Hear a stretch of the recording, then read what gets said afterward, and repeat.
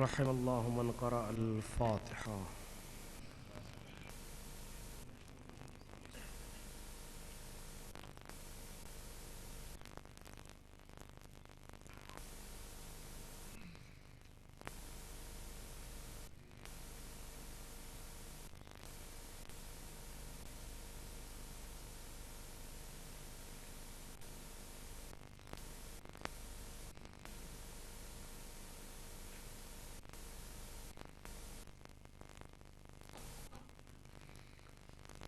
أعوذ بالله السميع العليم من الشيطان اللعين الرجيم.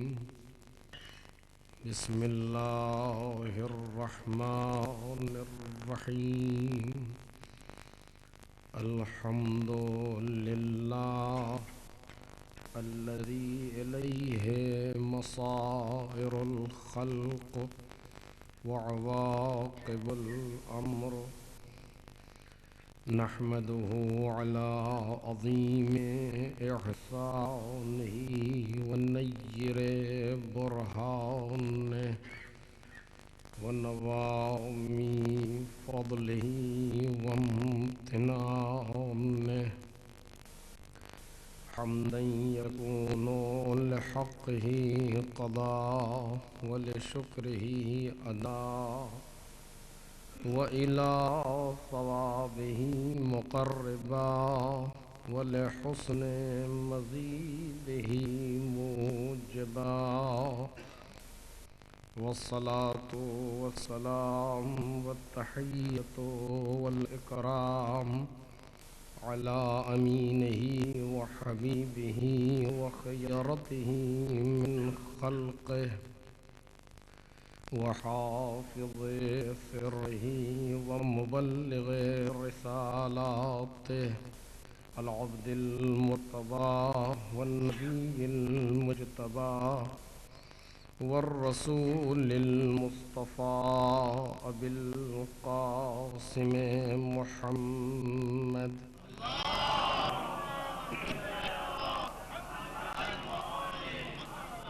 وآله الأطيبين الأطهرين الأكرمين المعصومين المظلومين الذين أذهب الله عنهم الرجس وطهرهم تطهيرا.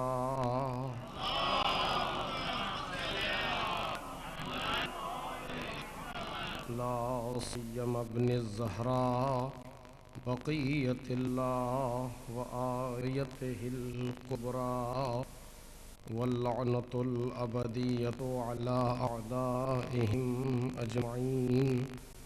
أما بعد فقد قال الله الكريم في الذكر الحكيم: إنا عرضنا الأمانة على السماوات والأرض والجبال فأبين أن يحملنها وأشفقن منها وحملها الإنسان إنه كان ظلوما جهولا. ليعذب الله المنافقين والمنافقات والمشركين والمشركات ويتوب الله على المؤمنين والمؤمنات وكان الله غفورا رحيما.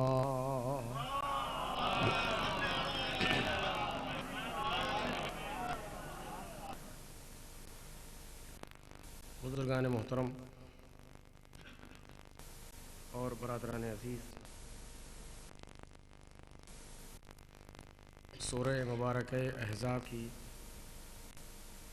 آخری دو آیتیں ہیں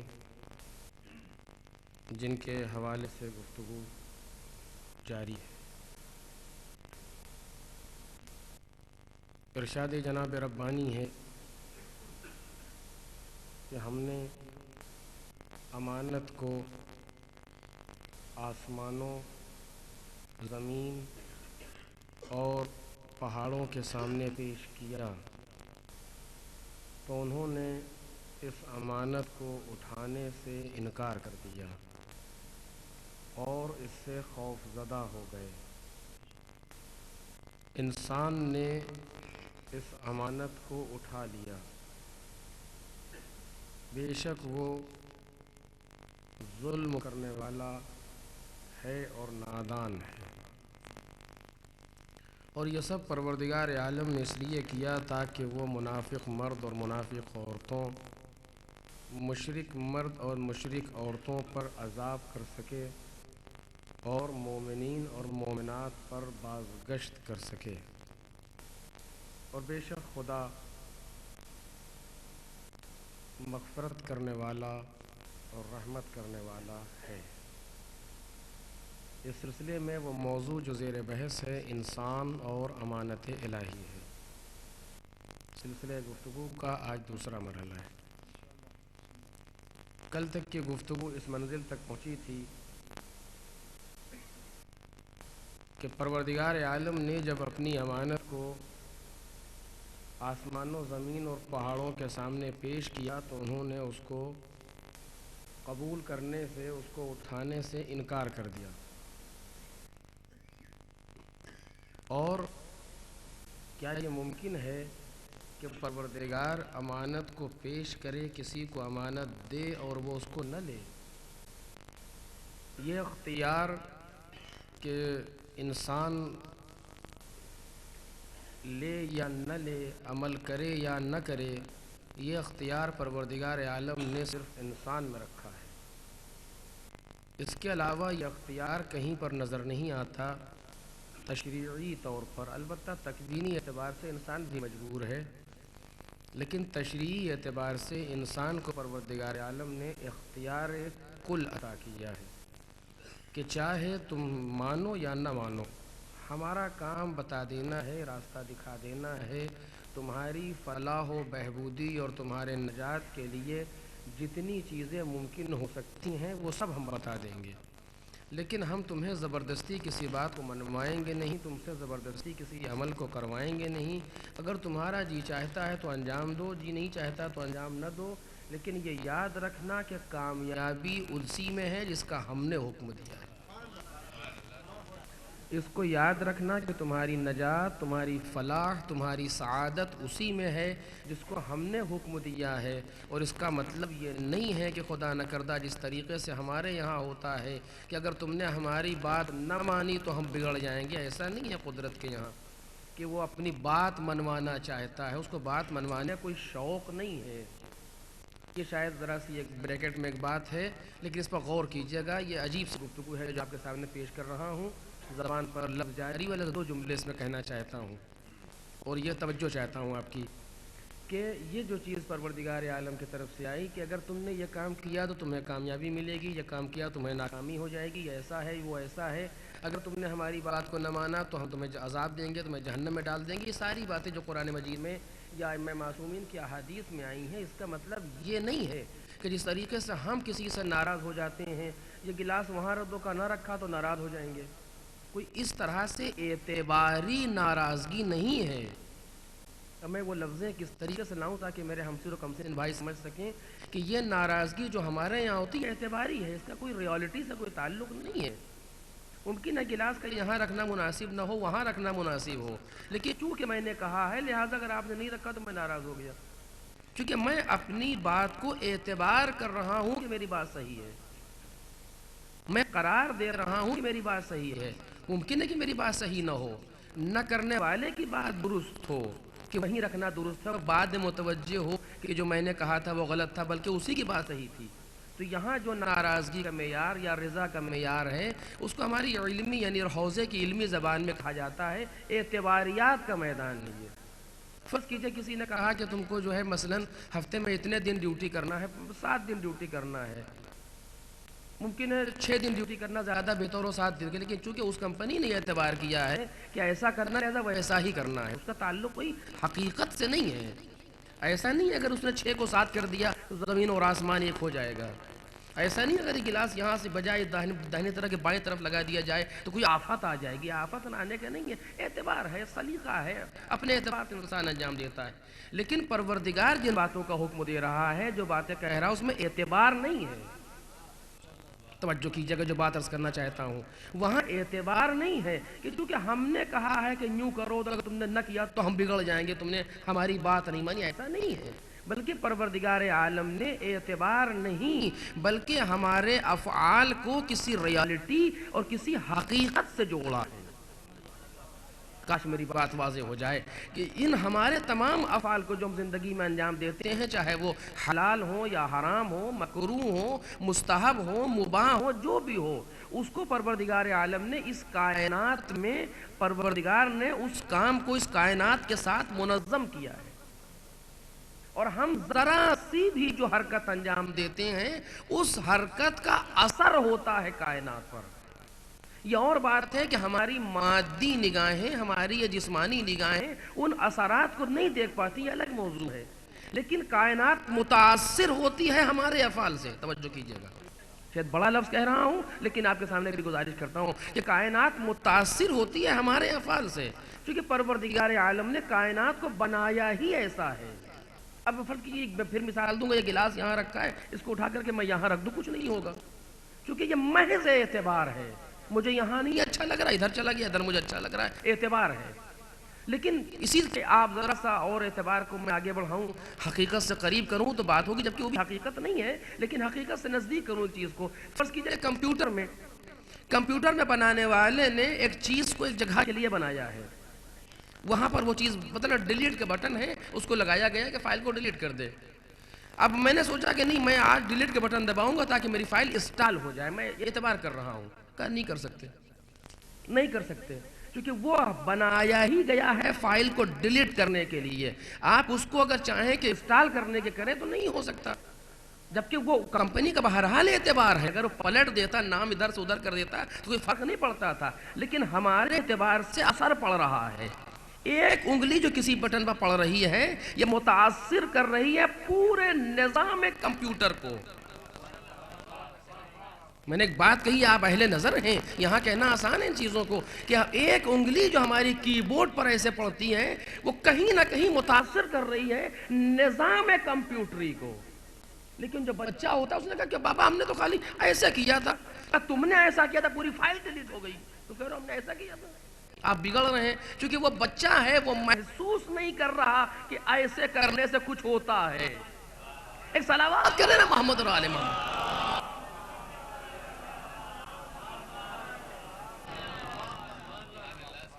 اس کی بات سمجھ میں نہیں آ رہی، کیونکہ بچہ ہے، اس کو معلوم نہیں ہے۔ اس نے کہا ہم نے کچھ نہیں کیا، آپ کہنا پوری تم نے 1000 جلد کتاب تم نے ڈیلیٹ کر دی ہے۔ کہا ہم نے کچھ نہیں کیا، کیسی بات ہے، صرف ہم نے ایسے کیا تھا۔ کہ تمہیں کیا معلوم ایسے کرنے سے ہوتا کیا ہے، تم نے کتنا کیا، چونکہ ایک حرکت بھی انگلی کی، اس سے زیادہ کیا لفظ کہوں، انگلی کی ایک حرکت بھی معمولی سا ایسے کر دینا، ہلکا سا پل کر دینے سے پورے نظام کمپیوٹر پر اثر پڑتا ہے۔ پورا نظام کمپیوٹر ہماری معمولی سی حرکت سے متاثر ہوتا ہے۔ اور اگر اس کو آپ دیکھیے تو اب تو ماشاءاللہ سے لیپ ٹاپ کا زمانہ ہے، اب تو لیپ ٹاپ سے بھی بات آگے بڑھ رہی ہے، کچھ اور منزل پر آ رہی ہے۔ کمپیوٹر چھوڑیے، لیپ ٹاپ پر آپ نے انگلی رکھی، معمولی سا ایسے آپ نے کیا، ادھر ایسے کیا، وہاں سے ماؤس یہاں سے وہاں چلا گیا، یعنی ہر چیز سے مارنے کی ہلکا جو اشارہ کیا ہے، اس وہ اشارہ کرنا بھی نظام کمپیوٹر کو متاثر کر رہا ہے۔ دیکھ رہے ہیں آپ، لیکن اس کو وہی جان سکتا ہے، وہی سمجھ سکتا ہے جس کی آنکھیں ہوں۔ ایک انسان اندھے کے سامنے آپ نے کمپیوٹر کیا، کچھ دیر ایسے کرتا رہا، کچھ کرتا رہا، اپنا چلاتا رہا، ادھر کو ادھر کر دیا اس نے پورا، کہیں تو خراب ہو گیا۔ خراب ہوا نہیں ہے، خراب آپ نے کیا ہے۔ کہا ہمیں نہیں دکھا، آپ کو نہیں دکھائی دے رہا، لیکن نظام متاثر ہو رہا ہے۔ یہ اور بات ہے کہ ہماری معمولی حرکتوں سے کچھ ہو رہا ہے، ہمیں نظر نہیں آ رہا۔ توجہ کیجیے گا، ہماری معمولی حرکتوں سے اس نظام کائنات میں کچھ ہو رہا ہے، ہم کو نظر نہیں آ رہا ہے وہ، لیکن پروردگار عالم نے اس کائنات کو ایسا کمپیوٹرائز بنایا ہے، اور کمپیوٹر کی ترقی بھی ابھی اتنی نہیں ہے ماڈرن، جتنا ماڈرن پروردگار عالم نے اس نظام کو بنایا ہے۔ ابھی کم ذہن انسانی اس منزل پر نہیں پہنچ سکا ہے کہ جس منزل پر مالک نے کائنات کو بنایا ہے. میں زیادہ بات نہیں کہنا چاہتا, صرف ایک حدیث یہاں پڑھ رہا ہوں, آپ مجھ سے شاید پہلے بھی کہی ہو, آپ محسوس کر لیں گے بات کو کہ حدیث میں یہ آیا کہ قبل ظہور حضرت علوم کے 27 حرف ہیں, علم کے 27 حرف ہیں. اب یہ حرف کیا ہے ہم نہیں سمجھ سکتے. 27 باب, 27 شاخیں جو بھی کہیے, 27 حرف ہیں علم کے. اور قبل ظہور حضرت دنیا صرف اور صرف 2 حرفوں تک پہنچ سکے گی. توجہ فرما رہے ہیں, اب یہ حدیث کے فقرے ہیں کہ قبل ظہور حضرت دنیا صرف 2 حصوں پر 2 حرفوں تک پہنچ سکے گی. اچھا ظہور کب ہے ابھی پتہ نہیں ہے, اور سائنس کی ترقی آپ دیکھ چکے ہیں. اس وقت تک ترقی کتنی ہو چکی ہے کہ ایک نقطے کے اندر پورا کتاب خانہ موجود ہے. آج اس ترقی میں ذرا سی ہر لمحوں کی حرکت میں یہاں سے ہزاروں مائل کے فاصلے تک آپ کی آواز جا رہی ہے بغیر کسی چیز کے. اب تو وائرلیس انٹرنیٹ موجود ہے باقاعدہ, آپ لیے چلیں, سڑک پہ کھڑے ہو گئے, شروع ہو گئے, کہاں امریکہ سے بات کر رہے ہیں. اچانک نہ کچھ بھی نہیں ہے اس میں, کیسے اتنی ترقی ہو چکی ہے. اور ابھی یہ ترقی کہاں پہنچے گی؟ ظہور کے پہلے تک. اور ظہور جب ہوگا تو اس کے بعد 25 حرف اور کشف ہوں گے. ایک صلوات پڑھیں محمد اور آل محمد.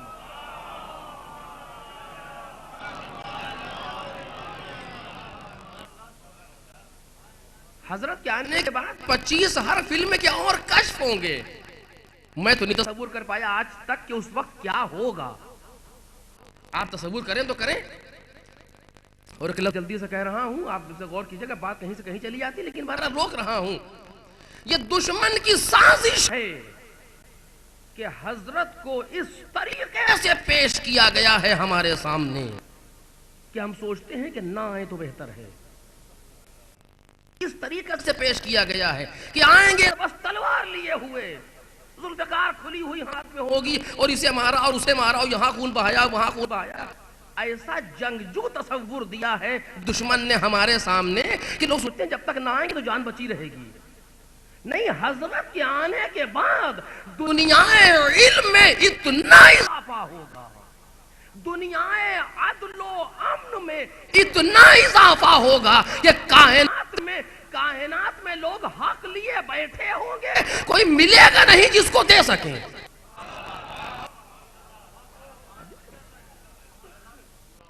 کہ جہاں پر سفر کر جائے گی ایک خاتون بصرے سے کوفے تک, حدیث میں آیا مثال کے لیے سمجھانے کے لیے, اور اسے رات میں درندوں تک کا خوف نہیں ہوگا.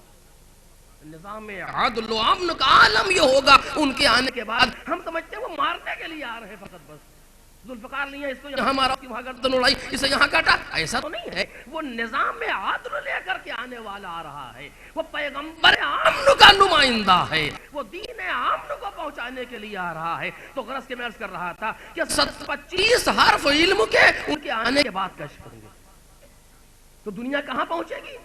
آپ سوچئے کہ پروردگار عالم نے کتنا منظم اس کائنات کو بنایا ہے کہ جہاں تمام علوم استعمال کر دیے گئے ہیں جو قدرت کے اپنے ہو سکتے ہیں اس کائنات کے لیے, جتنی کائنات میں گنجائش ہے.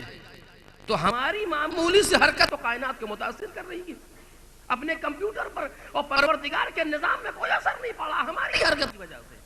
کپڑے سے نہیں رہا ہے, ہم دیکھ نہیں رہے ہیں. میں مثال کے طور پر, یہ بات خیر حجت نہیں بن سکتی, لیکن میں صرف تقریب ذہن کے لیے عرض کر رہا ہوں. جناب امام خمینی کو ان کے بیٹے احمد خمینی نے خواب میں دیکھا. صرف ذہن کو پہنچانے کی حجت نہیں یہ بات, اس کو دلیل نہ سمجھیے گا, صرف ذہن کو قریب کرنے کے لیے کہہ رہا ہوں کہ احمد خمینی نے اپنے باپ کو خواب میں دیکھا. تو پوچھتے ہیں کہ بابا ذرا بتائیے ادھر کیا حال ہے, کیسی گزری کہ یہاں سے جانے کے بعد. تو کہیں گے احمد بس کچھ نہ پوچھو, یہ سمجھ لو یہ ہاتھ جو اوپر آ کے نیچے آتا پروردگار اس کا بھی حساب لے لیتا ہے. یہ جو ہاتھ ایسے کیا جا رہا ہے اس کا بھی حساب قدرت لے لیتی ہے. اچھا یہ کنایا بھی ہو سکتا ہے, بہت سی چیزیں سے واضح بہت سے پوچھا گیا, ان کا جانتے کہ نہیں یہ جو ایسے کیا ہے یہ زہر ہے. محسوس کر رہے ہیں جو میں کہنا چاہتا ہوں؟ ہوتا نہیں ہوتا اس طرح سے؟ فلاں صاحب کے بارے میں آپ جانتے ہیں، تو یہ جو یوں جو کر دیا ہے یہ زہر ہے، قتل کر دیا آپ نے اس کو، یہ خالی ایک اشارے سے قاتل ہو گیا وہ میری نظر میں، لیکن ہم محسوس نہیں کر پائے اس کو، ہم سمجھتے ہیں خالی قتل تلوار سے ہوتا ہے، تلوار سے بدن قتل ہوتا ہے، اس سے کردار قتل ہو رہا۔ ایک صلوات پڑھیے محمد اور آل محمد۔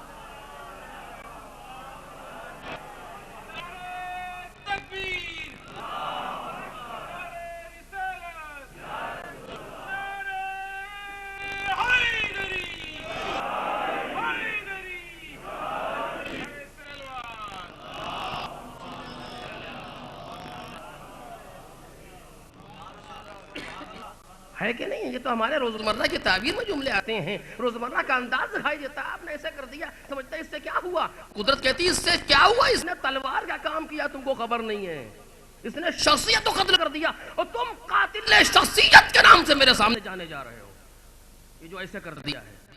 اب صبح سے شام تک کتنے ہم قتل کیا کرتے ہیں، ذرا سوچئے، کتنوں کے قاتل ہم ہیں کہ ذرا سے ایک اشارہ، ابرو کے اشارے سے کام ہو رہا ہے، آنکھ کے اشارے پر حرکت ہے۔ اگر نہ ہوتی کوئی چیز، صرف آنکھ کا اشارہ اگر کچھ نہ ہوتا تو قدرت اپنے اس کتاب میں کہ جس کی اہمیت پر اشرے ناکافی ہیں، اس میں کہہ رہی ہے کہ یعلم خائنۃ الاعین، وہ خدا ہے جو آنکھوں کی خیانت کو جانتا ہے۔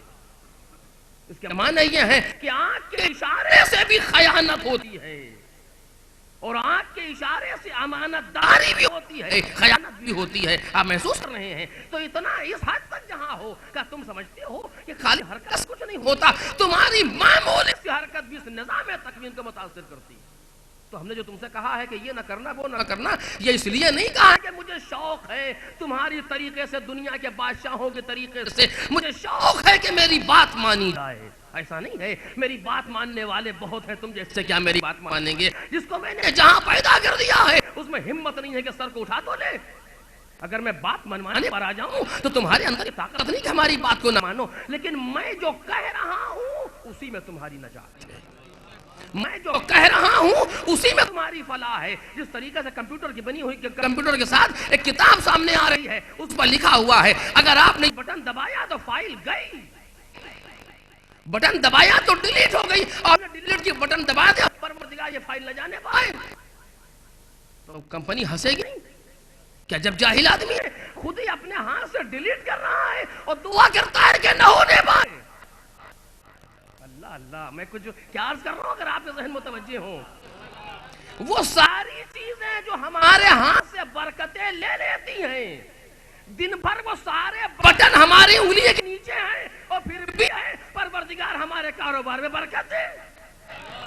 تو بالکل اسی طریقے سے تو ہے کہ ڈیلیٹ کے بٹن دبا بھی رہے ہیں، فائل کے رہنے کی دعا بھی کر رہے ہیں۔ ایک صلوات پڑھیے نا محمد اور آل محمد۔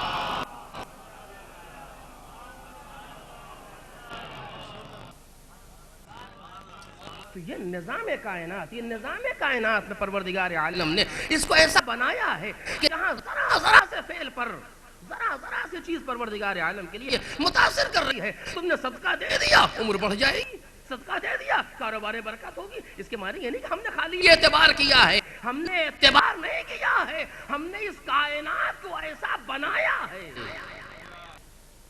اور یہ نہ سمجھیے گا پروردگار ہمیں جہنم میں لے جائے گا یا خدا ہمیں جنت میں لے جائے گا، یہ سب جملے ہمارے سمجھنے کے لیے ہے خالی، ورنہ کائنات ایسی کمپیوٹرائز منظم ہے کہ یہ کرو گے تو خود بخود جنت میں جا رہے ہو، کوئی لے ہو نہیں جائے گا۔ اگر یہ کر رہے ہو تو خود بخود جہنم میں جا رہے ہو، کسی کے لے جانے کی ضرورت نہیں ہے، کائنات منظم ہے۔ توجہ فرمائیے گا، کائنات منظم ہے، یہ عمل جہنم میں لے جا رہا ہے، چاہو یا نہ چاہو، ہمارا بھی کوئی دخل نہیں ہے، ہم نے بنایا ہی ایسا ہے کائنات کو، اسی لیے اتنے بھیجے ہیں تم کو سمجھانے والے، 1,24,000 نبی بھیج دیے، 313 رسول بھیج دیے، ان میں سے 5 کو اولو العزم بنا کر کے بھیج دیا، 14 نظام کائنات کے منظمین کو بھیج دیا، پوری کتاب تمہارے لیے نے بھیج دی کہ ہوش میں رہنا، ایسا نہ ہو کہ اپنا مستقبل خود خراب کرو اور پھر ہمارے سامنے ہاتھ ملتے ہوئے آ جاؤ۔ ایک صلوات پڑھ دے محمد اور آل محمد۔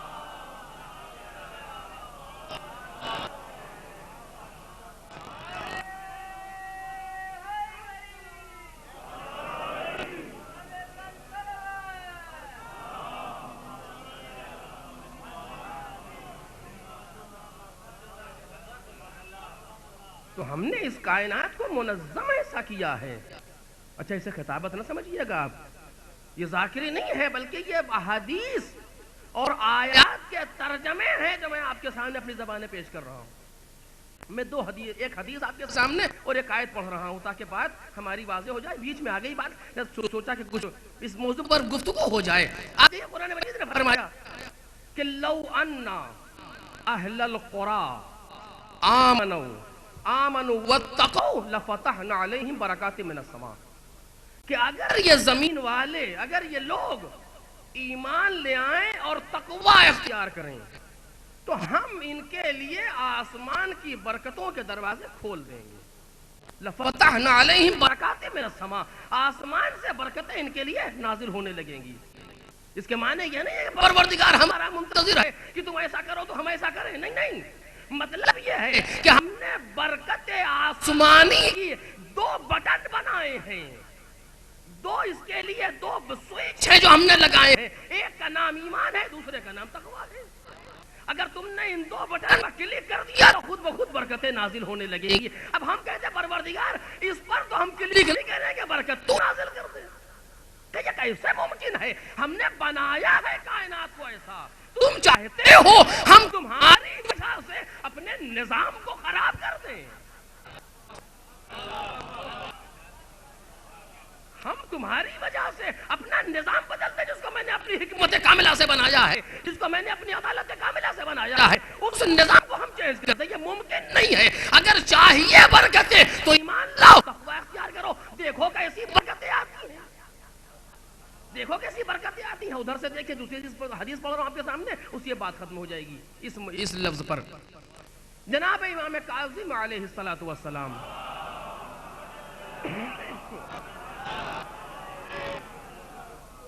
ارشاد فرماتے ہیں کہ کلما احدث الناس من الذنوب ما لم يكونوا يعملون احدث اللہ لهم من البلاء ما لم يكونوا يعدون۔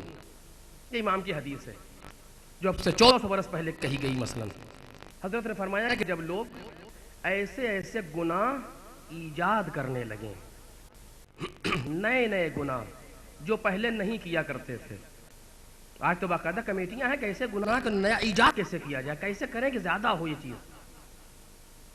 اگر جب لوگ ایسے نئے نئے گناہ ایجاد کرنے لگے جو پہلے نہیں کرتے تھے تو خدا ان پر ایسی نئی نئی بلائیں نازل کرے گا کہ جس کو وہ سوچ بھی نہیں سکتے تھے۔ دیکھ رہے ہیں نظم کائنات پہ اثر، کہ اگر تم نئے نئے گناہ کرو گے تو نئی نئی بلائیں بھی نازل ہوں گی۔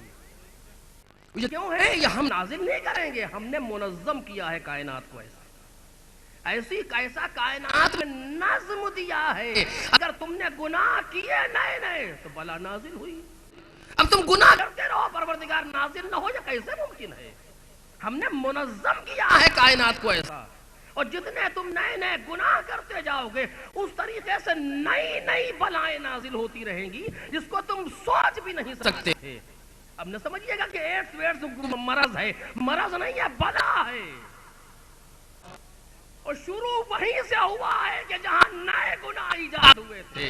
صلوات علینا محمد اور آل محمد۔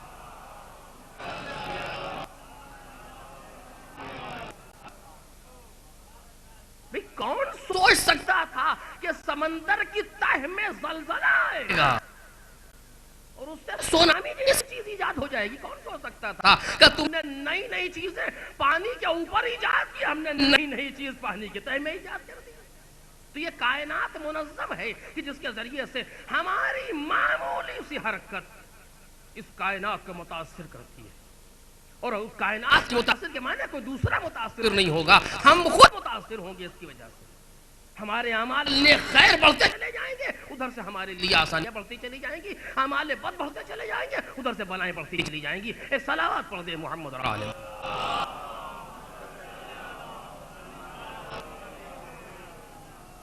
تو یہ بات شروع یہاں سے ہوئی تھی کہ پروردگار عالم نے کسی کو اختیار نہیں دیا ہے سوائے انسان کے کہ جو اس کے عالم میں کوئی مشکلات ایجاد کر سکے. کسی کو یہ حق نہیں دیا گیا پروردگار عالم کی طرف سے. نہ جمادات کو یہ حق ہے، نہ نباتات کو ہے، نہ حیوانات کو ہے. صرف انسان کو مالک نے اختیار دیا ہے کہ تو اپنی مرضی سے کرو یا نہ کرو.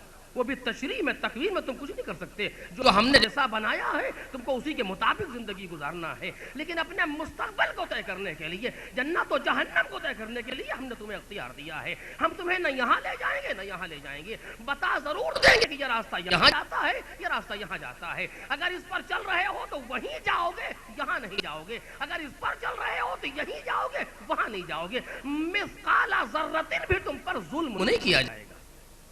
پروردگار کسی پر ظلم نہیں کرتا. لوگ اپنے نفسوں پر ظلم کرتے ہیں. اس کا مطلب یہ ہے کہ اپنے راستے کو تمہیں خود معین کرنا ہے. اگر اس بات یہاں سے شروع ہوئی تھی اسی جگہ پر روک رہا ہوں کہ کسی کو یہ اختیار نہیں ہے. جب یہ اختیار نہیں ہے تو پھر فَأَبَيْنَا مِنْهَا کے معنی کیا ہے؟ توجہ کہ ہم نے اپنی امانت کو، اتنی دیر میں تو یہ بات واضح ہو گئی کم از کم کہ ہم نے اپنی امانت کو، یا ہم نے امانت کو، ایک خاص امانت کو آسمانوں زمین اور پہاڑوں کے سامنے پیش ان کا ہم نہیں کرتے. ہم اس کو نہیں اٹھا سکتے. اس سے خوف زدہ بات وہ واضح ہو گئی کہ اس سے خوف زدہ ہو گئے. یہ ممکن ہے کسی کے اندر خوف، وہ الگ مسئلہ ہے. یہ ممکن ہے کہ مالک پیش کرے کوئی اٹھائے گا، اس کو کہہ دے کہ ہم نہیں اٹھائیں گے. پھر اس کا مطلب نہیں، یہ تو ہو ہی نہیں سکتا ہے ان کے سامنے، چونکہ ان کے اندر یہ طاقت نہیں ہے کہ پروردگار کے سامنے منع کر سکیں. تو پھر مطلب کیا ہے؟ کا مطلب کچھ اور ہے. وہ کیا مطلب ہو، توجہ کیجئے گا، وہ کیا مطلب ہو سکتا ہے جو پروردگار عالم اس آیت بیان کرنا چاہتا ہے کہ ہم نے امانت کو پیش کیا، انہوں نے اٹھانے سے انکار کر دیا. یہ عرضنا الامانت، ہم نے امانت کو پیش کیا. عرض کے معنی میں پیش کیا. اس پیش کا مطلب کچھ اور ہے. توجہ کیجئے گا، اس پیش کرنے کا مطلب کچھ اور ہے. کیا ہم سمجھتے ہیں کہ جس طرح سے ہم پیش کرتے ہیں کہ ہاتھوں پہ لیے ہوئے خداوند عالم امانت کے لیے آیا، امانت لیے ہوئے کو زمین کے سامنے، اس کو آپ اٹھا لیجئے، اس نے کہا ہم نہیں اٹھا. آسمان کے پاس گیا پروردگار، آپ اسے اٹھا لیں. اس طرح سے تو نہیں ہے. پھر کیا مطلب ہے اس امانت کو پیش کرنے کے معنی کیا ہے؟ توجہ کیجیے. جب پروردگار عالم نے امانت کو پیش کیا ہے، اس پیش کرنے کے معنی کیا ہے؟ یہ ویسے نہیں پیش ہے جیسے ہم ایک دوسرے کے سامنے اپنے ہدیے کو پیش کرتے ہیں. اس طرح سے نہیں ہے. کہ پھر کیا ہے؟ علماء نے بیان کیا کہ اس عرض امانت کے معنی یہ ہیں. بہت توجہ میرے عزیزو. اس عرض امانت کے معنی یہ ہیں کہ پروردگار عالم نے ایک طرف اپنی امانت کو رکھا اور ایک طرف آسمان کو رکھا، اور دونوں کی صلاحیتوں کا مقایسہ کیا. کاش میری بات واضح ہو جو کہنا چاہتا ہوں. دونوں کی صلاحیتوں کا مقایسہ کیا. ادھر مالک کی امانت ہے، ادھر آسمان ہے. خداوند عالم دونوں کا خالق ہے، اس کا بھی اور اس کا بھی. جانتا ہے کس میں کتنی استعداد ہے، کس میں کتنی اہلیت ہے، کس میں کتنی صلاحیت ہے. ادھر امانت رکھا، ادھر آسمان کو رکھا. جب دونوں کو دیکھا کہ آسمان میں اتنی طاقت نہیں ہے کہ اس کو اٹھا سکے. یعنی مقایسہ ہو رہا ہے صلاحیت کا. جو امانت میں وزن ہے، جو امانت میں کیفیت ہے، یہ آسمان میں نہیں ہے. ان آسمان میں اس کے تحمل کی طاقت نہیں ہے. جس طریقے سے آپ کہیں کہ اپنے بچے کے لیے کہ میں یہ اتنا وزن ہے، 50 کلو کی بوری ہے، کہ میرا بیٹا اس کو نہیں لے جا سکتا. کیونکہ آپ بیٹے کی طاقت کو بھی جانتے ہیں، اس بوری کے وزن کو بھی جانتے ہیں. جب دونوں طاقتوں کا آپ نے مقایسہ کیا کہ نہیں میرا بیٹا اس کو نہیں اٹھا سکتا، میں جانتا ہوں اس کے اندر اتنی طاقت نہیں ہے. اسی طریقے سے پروردگار عالم نے دونوں کا مقایسہ کیا. امانت کو دیکھا، آسمان کو دیکھا کہ یہ نہیں اٹھا سکتا. اس میں اتنی طاقت نہیں ہے جو امانت کو اٹھا لے. لیکن اس کیفیت کو بیان کیا جا رہا ہے عرض امانت کے ذریعے سے. جو اشفقنا منہا سمجھا رہا ہے کہ اس سے ڈر گئے. اس ڈر گئے کے معنی یہ ہے کہ اس میں صلاحیت نہیں ہے جو امانت کی کیفیت ہے. زمین کو رکھا پروردگار عالم نے امانت کے سامنے، اس میں بھی یہ کیفیت نہیں ہے کہ زمین امانت کو اٹھا سکے. توجہ کیجیے گا، زمین میں بھی یہ کیفیت نہیں ہے کہ امانت کو اٹھا سکے. پھر پروردگار عالم نے پہاڑوں کو دیکھا اور امانت کو دیکھا. جب پہاڑوں کی صلاحیت کا اور امانت کی صلاحیت کا مقایسہ ہوا کہ یہ بھی نہیں اٹھا سکتے. پہاڑوں میں بھی یہ طاقت نہیں ہے جو امانت کو اٹھا سکے. اب جملے پر غور کیجیے گا جو کہنا چاہتا ہوں. جب ادھر امانت ہے، ادھر کہیں آسمان ہے، کہیں زمین ہے، کہیں پہاڑ ہے. جب امانت کو دیکھا تو امانت میں اتنی رفعت تھی، اتنی بلندی تھی کہ پہاڑ اس بلند، آسمان اس بلندی کو نہ چھو سکا. یعنی امانت اتنی رفیع ہے، اتنی بلند ہے کہ آسمان اس کے سامنے چھوٹا نظر آیا قدرت کو. کاش بات واضح ہو جائے. آسمان اس کے سامنے چھوٹا نظر آیا پروردگار کو. جب زمین کو سامنے رکھا تو زمین اپنی تمام وسعتوں کے باوجود اس امانت کے سامنے کوتاہ نظر آئی. امانت اتنی وسیع ہے کہ زمین اپنی ساری وسعتوں کے باوجود امانت کے مقابلے میں تنگ ہے. امانت زیادہ وسیع ہے زمین سے کہ یہ بھی نہیں اٹھا سکتی.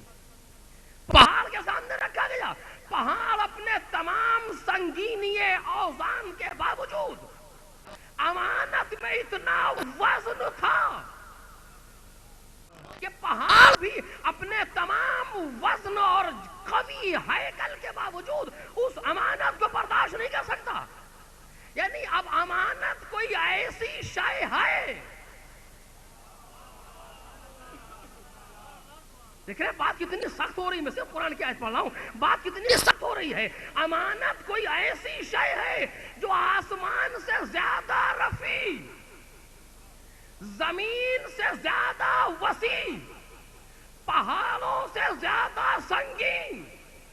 توجہ کیجیے گا، پہاڑوں سے زیادہ سنگین. اگر آسمان سے زیادہ رفیع نہ ہوتی تو آسمان اٹھا لیتا.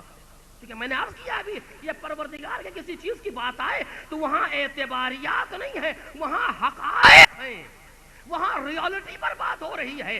امانت کی جو رفعت ہے وہ حقیقت میں اتنی ہے کہ آسمان اسے چھو نہیں سکتا.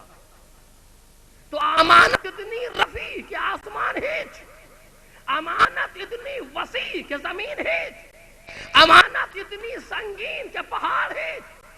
یہ تینوں اس کی کیفیت کو نہ چھو سکے. اب قرآن کیا کہتا ہے؟ وہ حملها الانسان.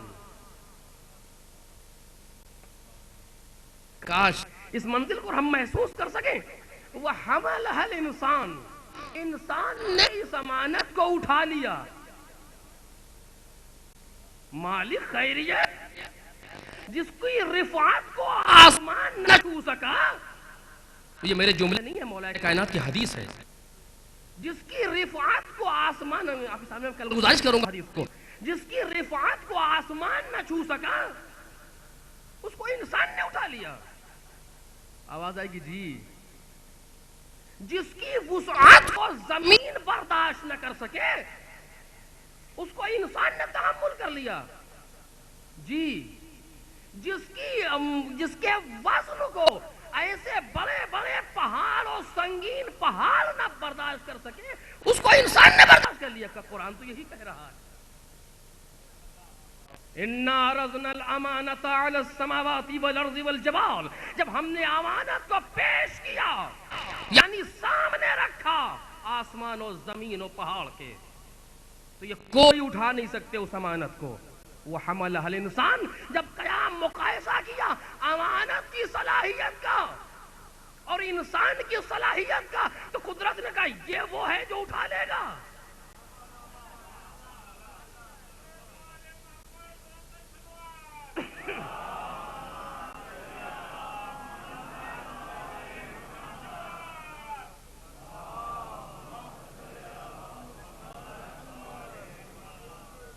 بھائی آپ دیکھتے ہیں کسی کلب میں کوئی کہیں پر ٹیم جاتی ہے ورلڈ کی کھیلنے کے لیے، وہاں مقابلہ ہے کسی سے، سامنے پہلوان آیا، یہاں سے پوری ٹیم گئی ہے اس ملک سے اپنے اپنے پہلوانوں کو لے کر کے، استاد نے دیکھا اس نے کہا تم جاؤ. کیوں؟ کہ یہ باقی نہیں جھیل پائیں گے اس کو، کیونکہ میں نے تم کو سکھایا ہے، میں جانتا ہوں تمہارے اندر کیا صلاحیت ہے، یہ لوگ نہیں کر سکتے، تم جاؤ. یعنی استاد ہو کر کے اپنے شاگردوں کی صلاحیت کو جانتا ہے، سامنے آنے والے کی حیثیت کو دیکھ کے پہچان رہا ہے کہ یہ جو مقابلے پر آیا ہے اس کے سامنے یہ کوئی نہیں ٹک سکیں گے. اگر کوئی ٹک پائے گا تو یہ چونکہ جانتا ہے کہ اس میں یہ کیفیت ہے، کوئی اور نہیں پا سکتا. اب لاکھ کوئی کہے کہ مجھے بھیج دیجیے گا، نہ، تم نہیں جا سکتے.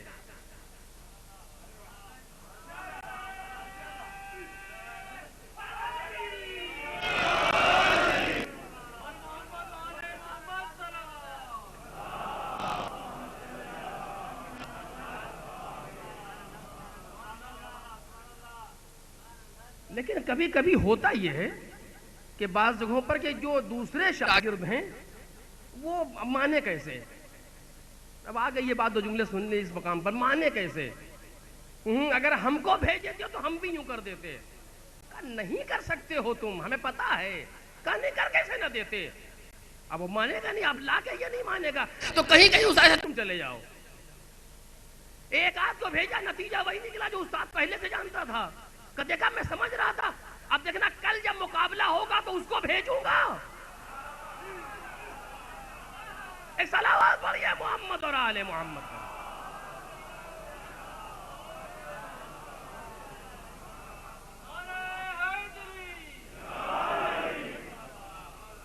کیونکہ جو استاد ہوتا ہے، جس نے سکھایا ہے، جو جانتا ہے، اس کو معلوم ہے کس کے اندر کتنی صلاحیت ہے، کون کس جگہ کام آ سکتا ہے، اسے پتا ہے. اسے معلوم ہے کون سا پرزہ کہاں فٹ ہو سکتا ہے، کون کہاں پر کس کو کس جگہ سے روکا جا سکتا ہے، اسے معلوم ہے. کہ اگر نہیں مانتے ہو جاؤ، تاکہ تاریخ یہ نہ کہے کہ ہم نے تمہاری صلاحیت کو چھپا لیا.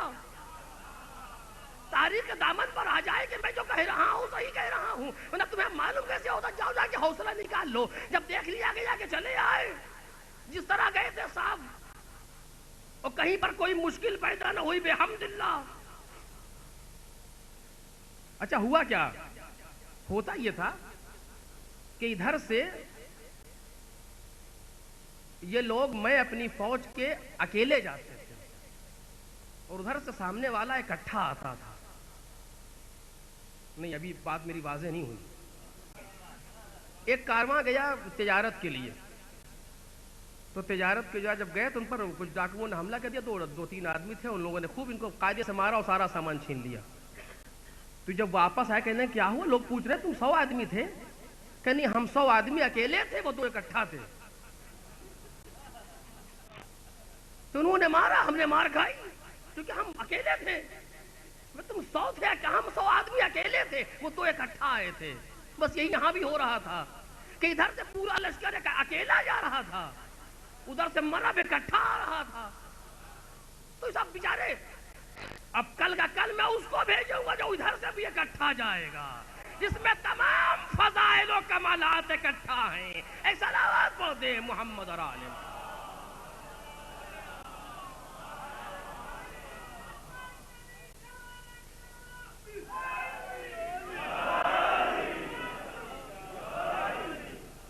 ایک صلوات پڑھے محمد اور آل محمد.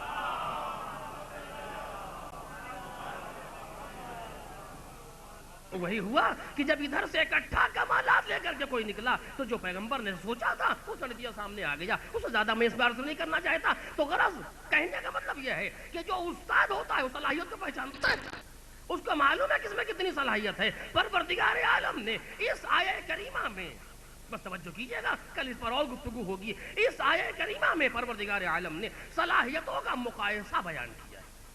اس سے آسان لفظ میرے پاس نہیں ہے. صلاحیتوں کا مقایسہ کیا ہے. ادھر اپنی امانت کو رکھا، ادھر آسمان کو دیکھا، زمین کو دیکھا، پہاڑ کو دیکھا. کہ یہ تینوں بیان نہیں کر سکتے. آسمان اور زمین، پہاڑ کسی وجہ سے ذکر ہو رہے ہیں، جس وجہ کا میں نے تذکرہ کیا ہے. کل آپ کے سامنے مدلل کروں گا اس کو حدیث کے ساتھ میں، کہ آسمان کو کیوں کہا، اتنی پوری مخلوقات میں آسمان کا تذکرہ کیوں کیا، تاکہ ہماری امانت کی رفعت معلوم ہو. تم ہماری امانت کی بلندی کو پہچان سکو، لہذا میں آسمان کا تذکرہ کر رہا ہوں۔ بلندی کی جہت سمجھانا ہے، بلندی کی سمجھانا ہے امانت کے لیے، کہ امانت کوئی ایسی شے ہے جس میں اتنی بلندی ہے کہ آسمان میں نہیں ہے۔ اور لہذا زمین کیوں، زمین اس لیے بیان کی میں نے، لفظ زمین کا تذکرہ اس لیے کیا تاکہ تم ہماری امانت کی وسعت کو سمجھ سکو، کہ امانت اتنی وسیع ہے کہ اس کو زمین برداشت نہیں کر سکتی۔ ہم نے پہاڑ کا تذکرہ اس لیے کیا تاکہ تم امانت کے وزن کو سمجھ سکو، کہ امانت میں اتنا وزن ہے کہ پہاڑ برداشت نہیں کر سکتے۔ ان تینوں کا مخلوق کا تذکرہ اس لیے کر رہا ہوں کہ اپنے امانت کی تین جہتیں بتانا چاہتا ہوں، رفعت و وسعت و سنگینی۔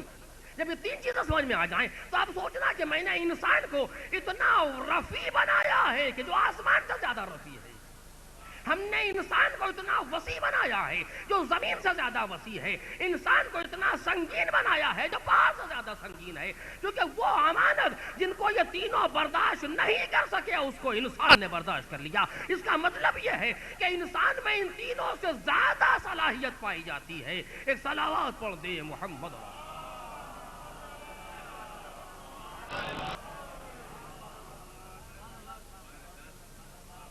اب اس منزل تک گفتگو آ گئی، دامن وقت میں زیادہ گنجائش نہیں ہے، بات اسی جگہ پر روک رہا ہوں، باقی باتیں آپ کے سامنے پھر ہوں گی کہ جو ہم سمجھتے ہیں انسان کو وہ اور ہے، اور جو قدرت انسان کو سمجھتی ہے وہ اور ہے، کہ ہم جس چیز کو محسوس کر رہے ہیں انسان کے حوالے سے وہ دوسری چیز ہے۔ ہم سمجھتے ہیں یہ 60-70 کلو کا ایک چیز ہے جو کائنات پر حرکت کر رہی ہے، کہ خدا آواز دیتا ہے، اس کو آسان نہ سمجھنا، اس میں اتنی رفعت ہے کہ آسمان سے اونچا اٹھ سکتا ہے، اس میں اتنی وسعت ہے کہ زمین سے زیادہ پھیل سکتا ہے، اس میں اتنی سنگینی اور وزن پایا جاتا ہے کہ پہاڑ سے زیادہ سنگین۔ اسی لیے حدیث نے کہا کہ مومن وہ ہے کہ لا یحرکہ العواصف، المؤمن کالجبل الراسخ لا تحرکہ العواصف۔ مومن ایک پہاڑ ہے، ایک محکم پہاڑ کی طرح سے ہے، کوہ محکم کے طریقے سے ہے جسے کوئی آندھی ہلا نہیں سکتی۔ انسان اگر اپنی انسانیت پر آ جائے، حیوانیت کو چھوڑ کر کے، کیونکہ انسان میں دو جنبے ہیں، حیوانیت اور انسانیت، میں انشاءاللہ آپ کے سامنے تذکرہ کروں گا جبکہ یہ لفظ صحیح نہیں استعمال کر رہا ہوں، لیکن بہرحال حیوانیت انسان کا جنبہ ہے اور روحانیت جنبہ ہے، لیکن میں اس روحانیت کو انسانیت سے تعبیر کر رہا ہوں کہ یہ دو رخ ہیں انسان کے اندر۔ اگر انسان اپنی طاقت دکھانے پر آ جائے تو کائنات کی کوئی شے اس کو روک نہیں سکتی، یہ اپنا کام کرتا ہے چاہے کتنا بڑا کچھ ہو جائے۔ آپ نے دیکھا نہیں ہے شیطان نے بزرگ کے سامنے کہ جو پوری کائنات پر آج یہ نہ سمجھیے کہ انا ربکم الاعلی فقط فرعون نے کہا تھا، آج بھی کتنے ہیں جو اپنی اپنی زبانوں میں انا ربکم الاعلی کہہ رہے ہیں، لیکن ان کے سامنے بھی کوئی ایک جیالا اٹھتا ہے۔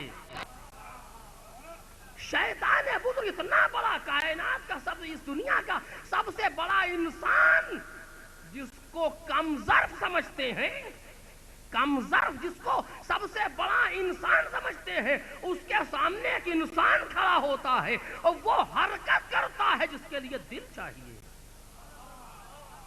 اور آپ نے دیکھا، اور آج بھی یہ اتنی بڑی سنت ہے کہ آج دنیا میں جو مظاہرے ہو رہے ہیں ان کا آر وہی بن گیا جو اس نے پھینکا۔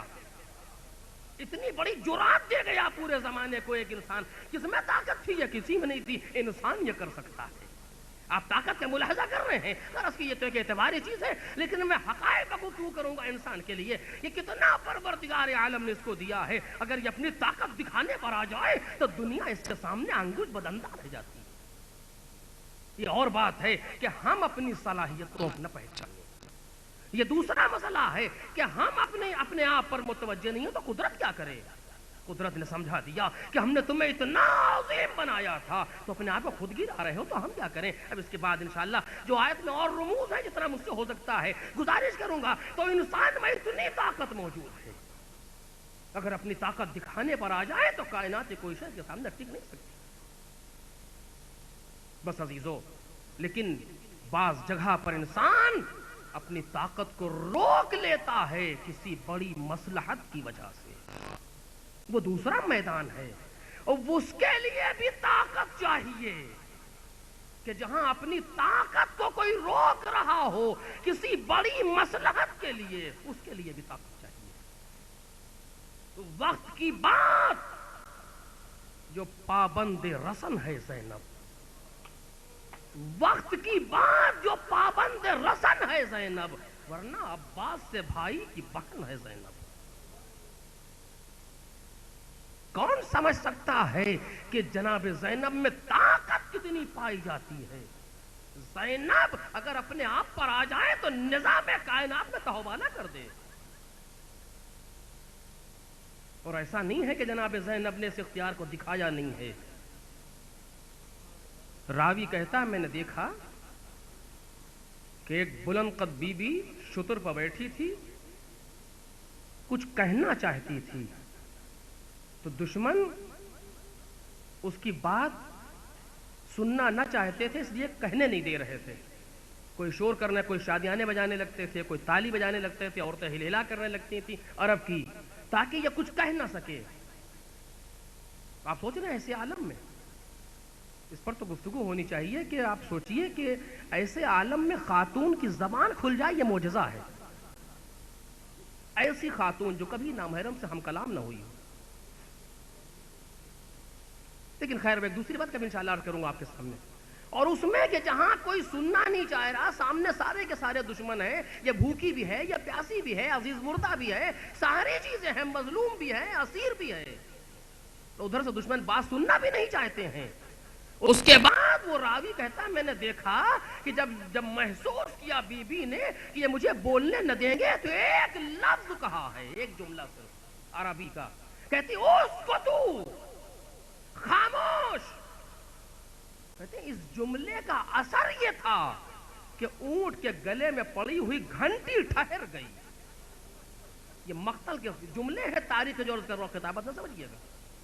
اونٹ کے گلے میں پڑی ہوئی گھنٹی اگر ادھر آئی تھی تو ادھر نہیں جا سکی.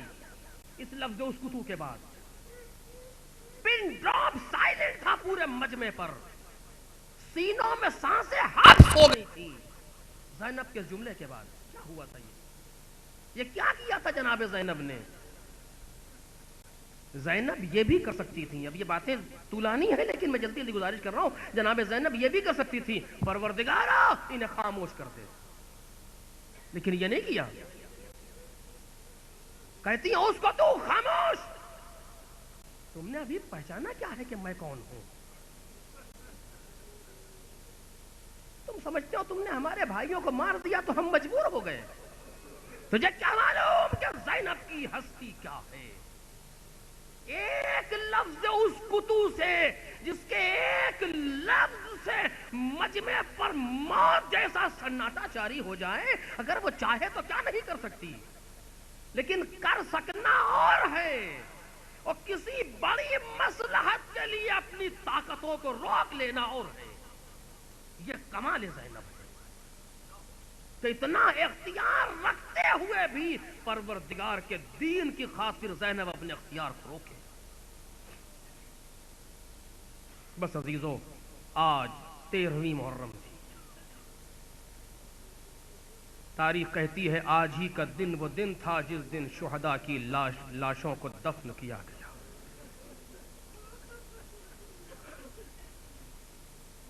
10 11 12 13 چوتھا دن ہے آج. آج کے دن نہر علقمہ کے پاس ایک قریہ تھا، ایک گاؤں تھا جس کو جہاں بنی اسد رہتے تھے. بنی اسد کی عورتیں پانی لینے کے لیے علقمہ پر آئیں تو کیا دیکھتی ہیں؟ کچھ لاشیں پڑی ہیں اور جن سے خون تازہ ٹپک رہا ہے.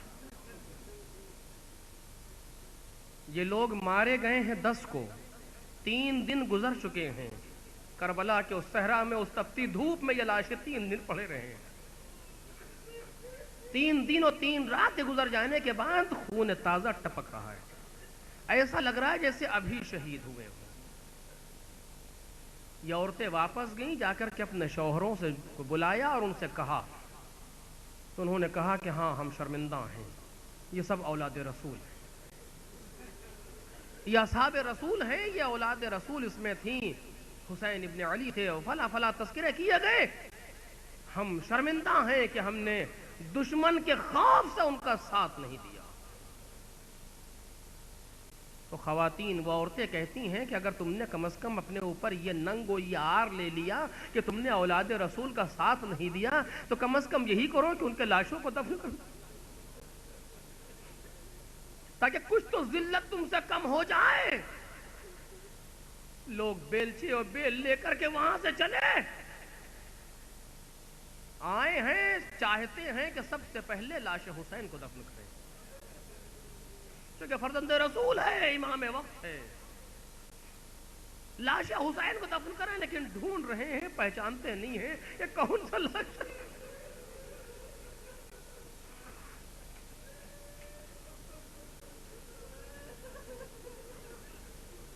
پہچانتے نہیں ہیں کہ کون سا لاشا حسین ابن علی کا ہے. میں کہوں گا دیکھو جس لاشے پر سب سے زیادہ تیر لگے ہوں،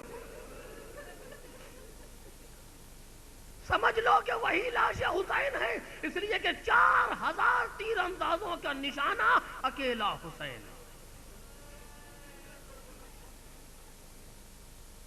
اسی عالم میں حیران و سرگردان کبھی اس لاش کے پاس جاتے ہیں، کبھی اس کے پاس جاتے ہیں، پتہ نہیں چل رہا کون سی لاش حسین ہے، کیسے دفن کریں.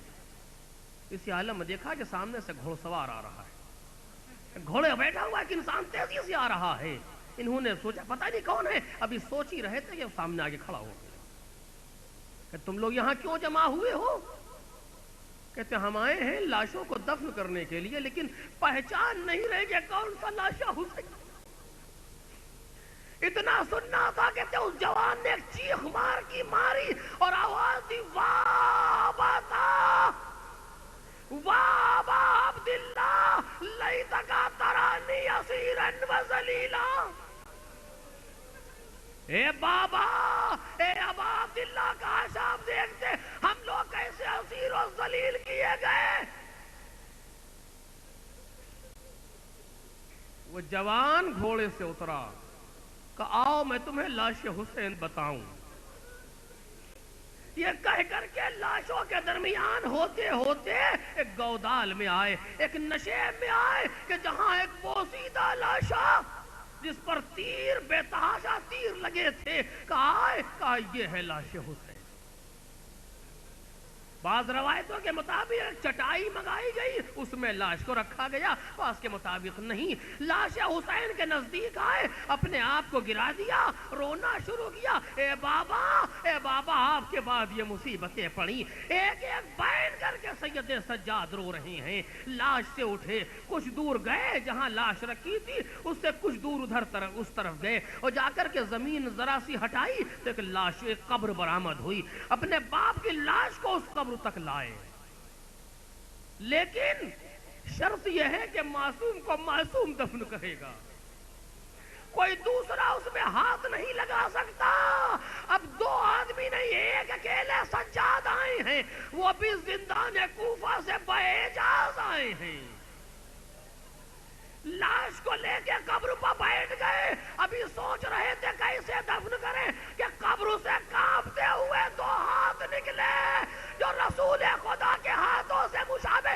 لاؤ سید سجاد میری امانت.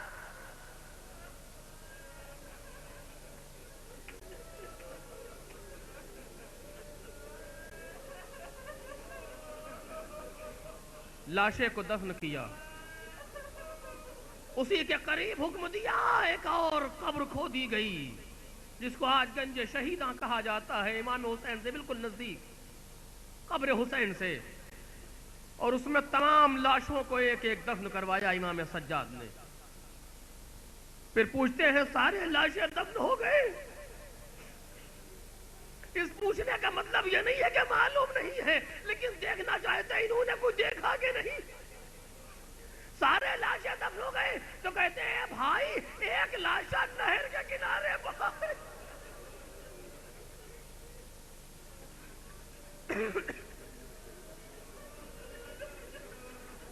ایک لاشا نہر کے کنارے پڑا ہے. سب کو لیے ہوئے وہاں پر آئے اور آ کر کے اپنے آپ کو لاش پر گرا دیا.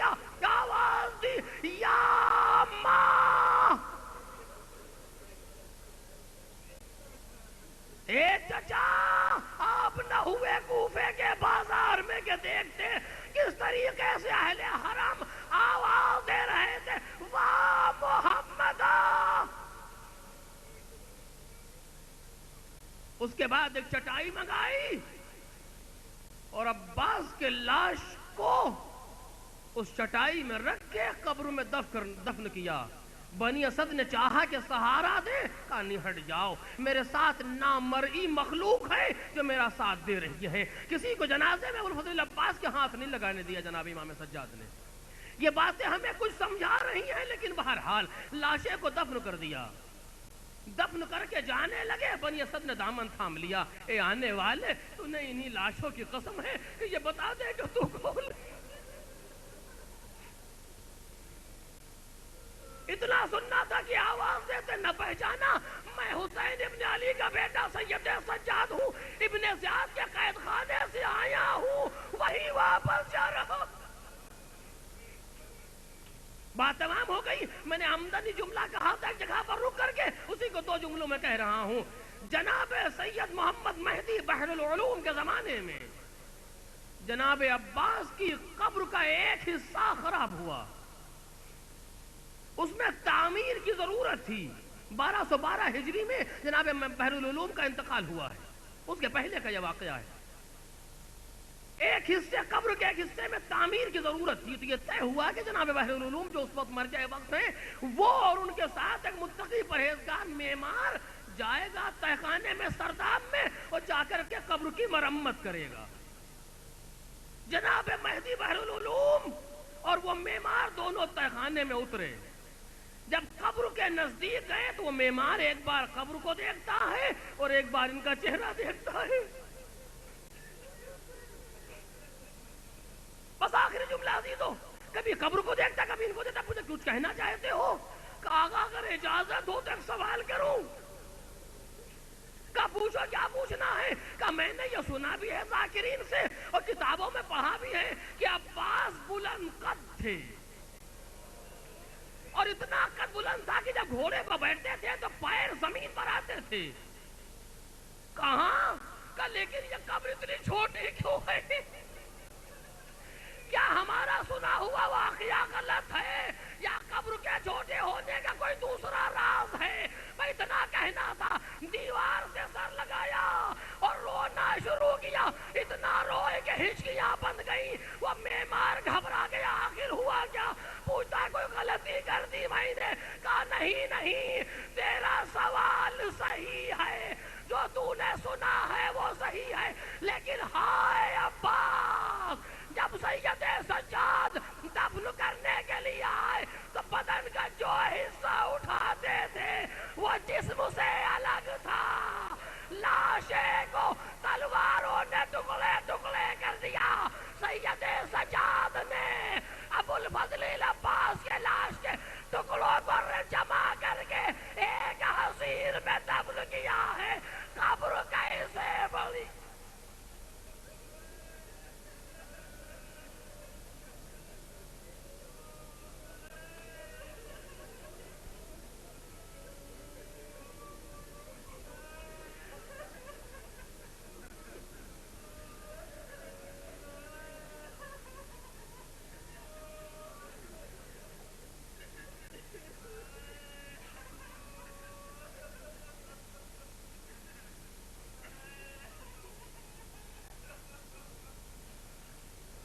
سيعلم الذين ظلموا أي منقلب ينقلبون ألا لعنة الله على القوم الظالمين إنا لله وإنا إليه راجعون. إلهي رضا برضائك وتسليما لأمرك لا معبود سواك يا غياث المستغيثين یا راحم المساکین یا ارحم الراحمین. الہی بحق زہرا و ابیہا و بعلہا و منیہا و سر المستودع فیہا. پروردگارا بحق الزہرا و ابیہا و بعلہا و بنیہا و سر المستودع فیہا، پروردگارہ امام زمانہ کے ظہور میں تعجیل فرما۔ پروردگارہ ہم سب کو ان بزرگوار کے لیے اعوان و انصار میں شمار فرما۔ پروردگارہ ہم سب کو معرفت محمد اور آل محمد سے سرفراز فرما۔ پروردگارہ ہم سب کے دلوں میں دن بدن محبت محمد اور آل محمد کو اضافہ فرما۔ پروردگارہ ہم سب کو شفاعت محمد اور آل محمد سے بہرہ مند فرما۔ پروردگارہ دنیا اور آخرت میں ایک لمحے کے لیے بھی ہم سب کو محمد اور آل محمد سے جدا نہ فرما۔ پروردگارہ بحق محمد و آل محمد ہمارے گناہوں کو معاف فرما، ہماری خطاؤں سے درگزر فرما، دنیا اور آخرت میں ہمارے عیوب کی پردہ پوشی فرما، مریضوں کو شفا عطا فرما، مرحومین کی مغفرت فرما، پرچم اسلام کو سر بلند فرما، پرچم کفر و نفاق و شرک کو سرنگوں فرما، مقامات مقدسہ کی حفاظت فرما، مراجع کرام کے سائے کو ہم سب کے سروں پر دوام فرما۔ پروردگارہ جہاں جہاں بھی محمد اور آل محمد کے چاہنے والے ہیں، خصوصاً ہنگوں میں جہاں پر کچھ ہنگامہ ہے، پروردگارہ ان تمام کی جان و مال، عزت و آبرو کی حفاظت فرما۔ دشمنان محمد اور آل محمد اگر قابل ہدایت نہیں ہیں تو نیز تو نابود فرما۔ پروردگارہ ہم سب کو ایسا بنا کہ جب ہمارے شکستہ دل امام کی نظر ہم پر پڑے تو ان کا دل خوشحال ہو۔ پروردگارہ اس قلیل عمل کو اپنی بارگاہ کرم میں قبول فرما۔ یا من یقبل الیسیر ویعفو عن الکثیر، اقبل منا الیسیر واعف عنا الکثیر انک انت الغفور الرحیم۔ حضرات، ایک مرتبہ سورہ حمد اور 3 بار سورہ اخلاص کی تلاوت فرما کر مرحومین جن کے نام اس رقعے میں لکھے ہیں ان کی روح کو احسال فرما دیں۔ ربیہ بیگم، رباب زہرا، حفیظ الفقار علی کے والدین، محمد عقیل کے والدین، حاجی محمد امین کے والدین۔